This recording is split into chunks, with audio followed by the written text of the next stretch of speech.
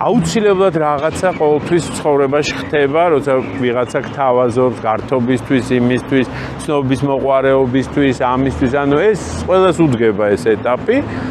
ზოგი რა თქმა უნდა არ მოიხმარს, იმიტომ რომ არ ჭირდება. ის ჰარმონიულად გძნობს თავს კლასში, ოჯახში, დედასთან, მამასთან, ის არის დაკავებული, იმას აქვს ინტერესები, იმას არ ჭირდება, რაც არ უნდა შესთავაზო, ის არ მოიხმარს. მაგრამ ბავშვს, რომელსაც აბულინგებენ, ატერორებენ, დაკომპლექსებულია, დედა ყავს 24 საათი მუშაობს, ვერ ნახულობს, მამა ყავს პრობლემური, ან დამოკიდებულია, ან ალკოგოლს მოიხმარს ჭარბად, ან თამაშობს, ან რა ვიცი მე, რაღაცა კრიმინალშია ჩართული, აი იმ ბავშვს საიდან უნდა კონდეს კომფორტი, ხო? ვერ ექნება.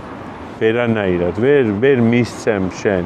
ამიტომ სახელმწიფომ უნდა ეცადოს, რომ ესეთი ბავშვები თავიდანვე საბავშვო ბაღშივე იყოს ეს ბავშვი გამოვლენილი. ამისთვის არსებობს ინსტრუმენტები, სკრინინგი არსებობს. ეს სოფლიოში მიღებული პრაქტიკაა და გამოცდილება არსებობს. რა უნდა როგორ არ არსებობს?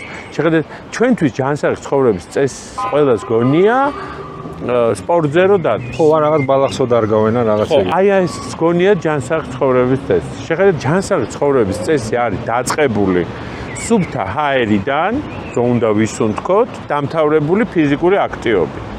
ის რომ უნდა ჯანსაღად ვიკვებოთ, ის რომ ემოციური სფერო უნდა გქონდეს დასტაბილურებული, იმისთვის რომ ჩვენ დაავადებების მიმართ ვიყოთ, ასე ვთქვათ, იმუნიტეტი გქონდეს მაღალი, რომ ჩვენ თავისუფალი დროის გატარება ვიცოდეთ, რომ გაგვიჩნდეს გარკვეული ინტერესები და ასე შემდეგ. ჯანსაღი ცხოვრების წესი არ არის მხოლოდ სპორტზე ბავშვის ტარება ან მუსიკაზე.